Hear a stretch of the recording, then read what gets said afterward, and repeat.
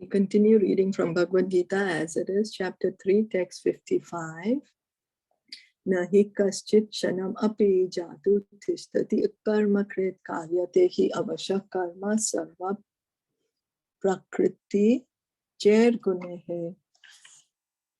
Everyone is forced to act helplessly according to the qualities he has acquired from the modes of material nature. Therefore, no one can refrain from doing something, not even for a moment. So Arjuna asked Krishna, Krishna, what do you want me to do? You're telling me intelligence is better. Work with it. Intelligence is better. Then you're telling me don't work for fruitive results. What is better? Now Krishna is giving him the karma yoga, the knowledge of karma yoga. Krishna is explaining to Arjuna.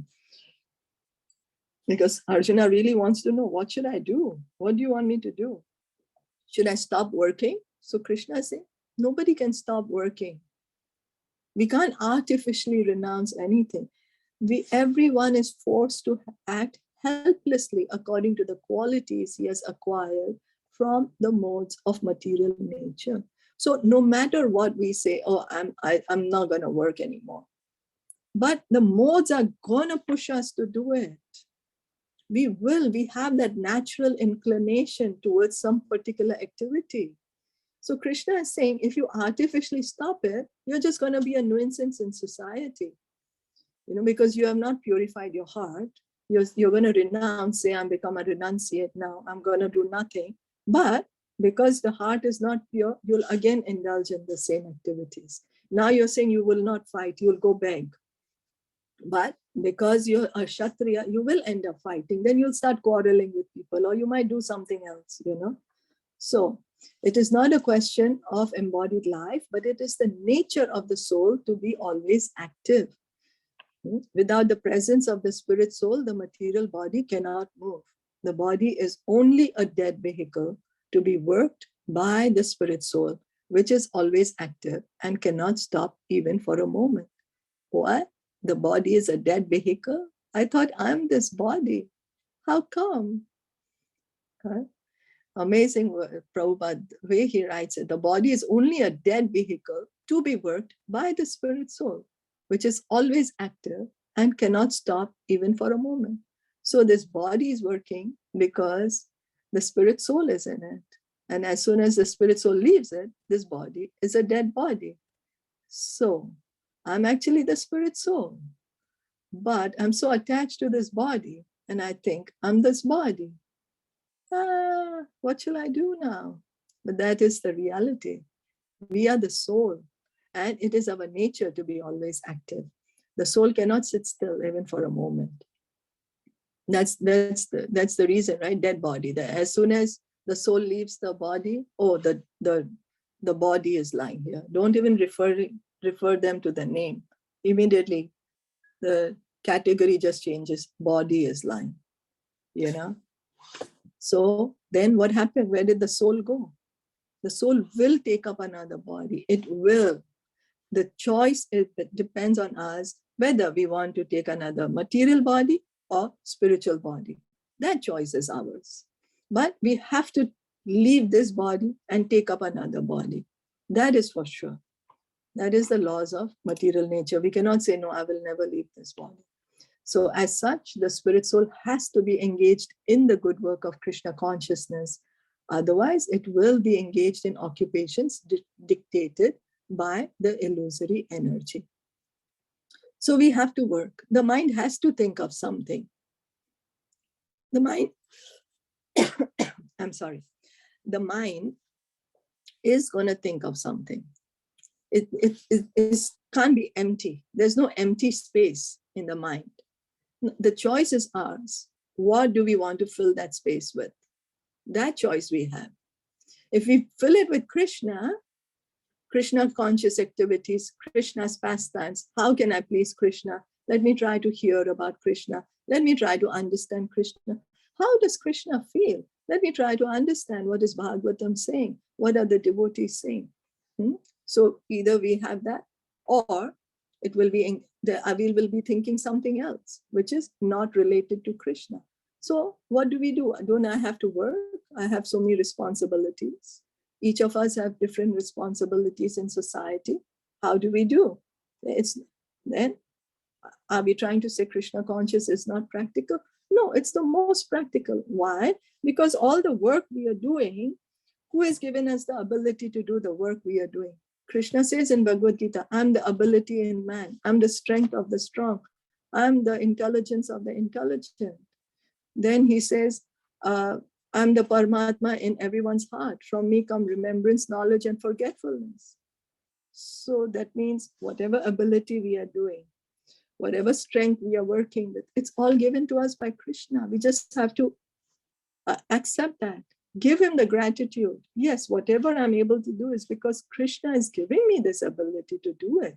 That's what I'm able to do. We have to do whatever we need to do. Play our role in society.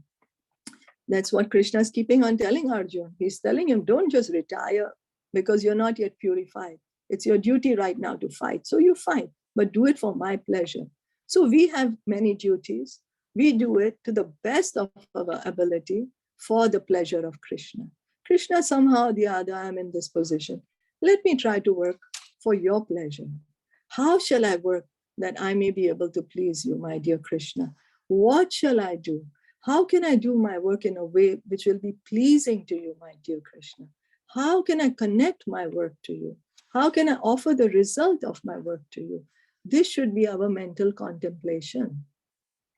Then our work is spiritual, is Krishna conscious. There's nothing material with our work.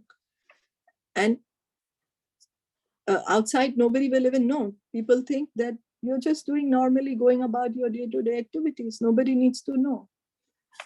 But this is what Krishna is saying. Do the duties and offer the result to Krishna. That is karma yoga. So we read in Sri Isopanisad, and in that way, if we work, we get no karma. No karma. And the next body, we can get a spiritual body, liberated from this material world. And in this way, can continue to live and work for hundreds of years. That's what we read in the mantra 3. I think it was mantra 3. Yes, of Isopanisad. So we can see how the scriptures, they all support each other. There is no contradiction in the scriptures. They are all supporting each other to bring us to the point of Krishna consciousness, to accept, yes, everything belongs to Krishna. And how we should engage everything in Krishna's service. So in contact with material energy, the spirit soul acquires material modes, and to purify the soul from such affinities, it is necessary to engage in the prescribed duties enjoined in the Shastras. So we all have to, we are here, the soul, we have many sinful actions, reactions, many things. And so the Vedas tell us, do certain things, don't do certain things. But what is the highest principle? Bhagavatam says, all the essence of the Vedas says, engage in Krishna consciousness, natural function. The soul is engaged in the natural function of Krishna consciousness. Whatever he is able to do is good for him. Because we are not the body. We are the soul. We are inside this body.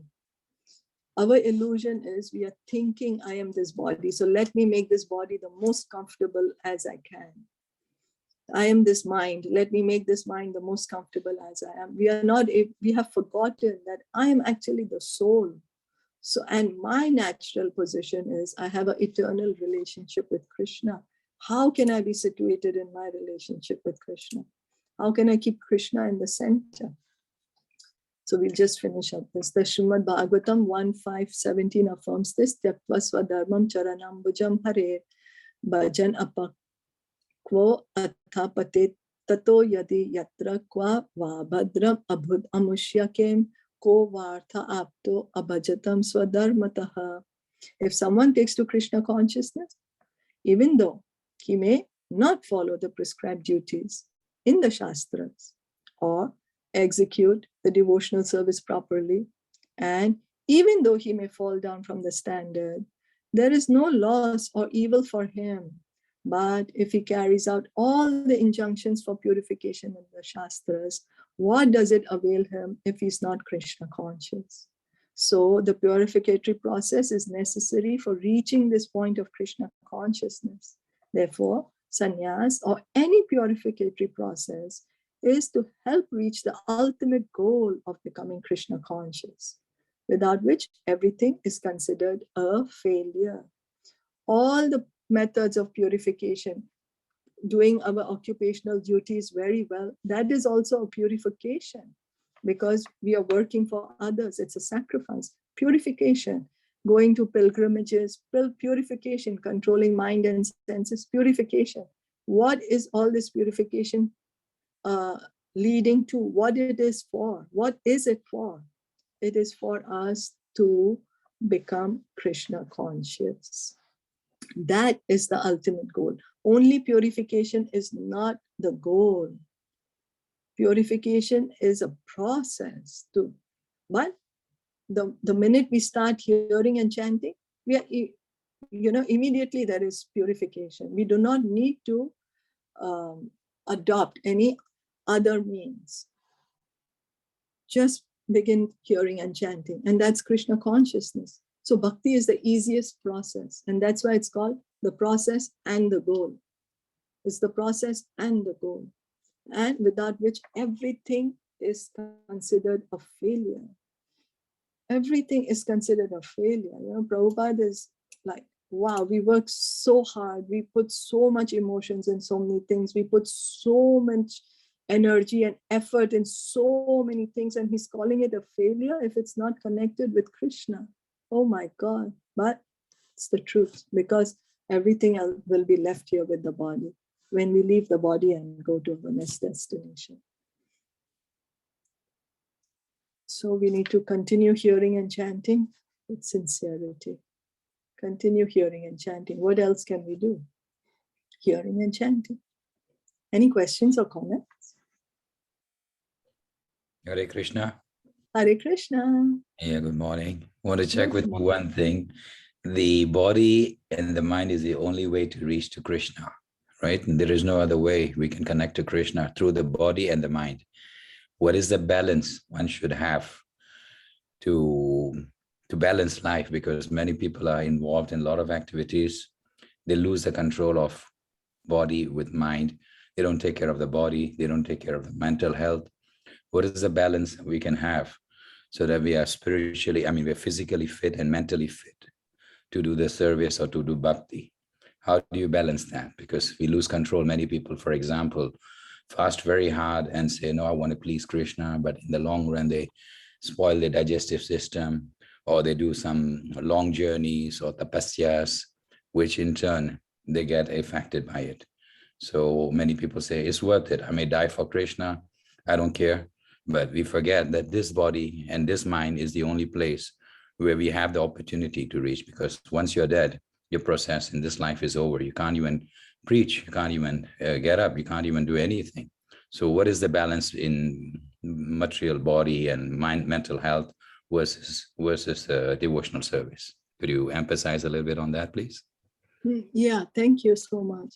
Well, Prabhupada would always say that the devotional service, Krishna consciousness, has to be performed with common sense. He said, it's not that we do service for one day and then rest for 3 days. It has to be regularly performed. And then because it has to be regularly performed, of course, we have to take care of body and mind. As you're saying, fasting. Then each of us, like some people, they can fast without even water, drinking water. But somebody needs to fast by eating 3 meals a day, for example, on Ekadashi, but no grains. So that we have to understand. Do I have the capacity to do it without water? Krishna is not telling me to do that. The idea of fasting is so that I can get devotion.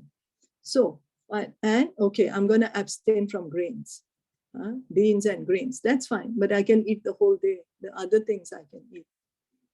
That's about the fasting part. So we have to see, we have to put our common sense in it to see how we can, as you rightly pointed out, we can't burn the body. Then we have no body. Then how can we engage in devotional service? But we also have to keep, like Prabhupada would say, okay, I have to chant my rounds every day and I have to hear whatever, half an hour, 1 hour, 2 hours, whatever, every day. This is my daily sadhana. And then I revolve my life according to that. These are the things I have to do. To support these things, then of course we have our material duties. And to support these things, what do I have to do? That each person has to think about it individually. Because we are also different. Different things make work for different people. Okay, so sometimes you're in a situation, for example, some madres or some mothers would like to cook Ekadashi food with the family, the children and the husband or whatever. They don't want to eat that. So it becomes a lot of stress for them. So if internally they're chanting more, would that compensate the fastings and the rituals or whatever they had to observe? You mean the mother has to cook a lot? Yeah, I for mean, everyone? there is a lot of stress for women to cook, or for men when they're traveling on overseas trips, on a trip, and they cannot observe, let's say, without grains. Or if they chant more, does that compensate the fasting? Well, Caitanya Mahaprabhu, when his mother was, he said that we shouldn't take grains on Ekadashi. So a devotee will always try their best to not take grains. They will eat a lot of other things. They will make arrangements, milk, dry fruits, even if they're traveling, they will make a big packet for them. Okay, I know I am hungry. I know I need to eat. So let me make the arrangement for myself. Because we forget that, we forget our capacity. Many times it happens to me personally too. I'm forgetting of my capacity that I have needs too, and I do need to eat a lot. And so then I need to make arrangements for myself for it. It may take a little time. Maybe it might take me a half an hour or 1 hour, but it's going to help me. It's going to help me emotionally, mentally, physically, spiritually, everything. So then let me do it. All right. So just try your best and leave whatever you can. I mean, to how much ever extent you can do. Is that it? Yeah. We have to try our best, and we have to accept. For example, I need to eat a lot on Ekadashi. I know I will be traveling. Let me organize a lot of food for myself, especially for Ekadashi, so that my health will be good. I can observe Ekadashi also. I can fast also. And I can do my work, whatever is needed also. And if I can avoid to travel on Ekadashi, if I can avoid it, better. If I can't, then I can't. I just make more arrangements for food then. Ekadashi food. We have to make those arrangements for ourselves. We have to be practical, because as you rightly pointed out, we do have body needs and our mental needs, bodily needs, we have to take care of them. Krishna does not want us to suffer. No way. No way. He wants us to be happy. So we just have to understand that, no, it is my need. I need to do it. And then we will do it. We will make the arrangement for ourselves. Okay, so I guess we have to just try our best and put Try our Krishna in the best. center, I guess. Yeah, And put Krishna. And Krishna would know it when we're doing our best. Yeah, yes, of course. Krishna knows when we are doing our best. And we cannot compare, somebody's just drinking water, so I'm going to do that also. But my body does not allow me, how can I do it?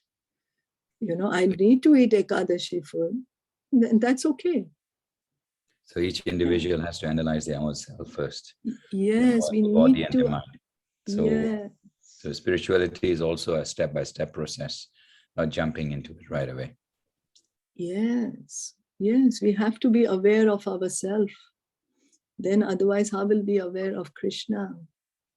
Okay, self-consciousness before Krishna consciousness. Yes. Yeah.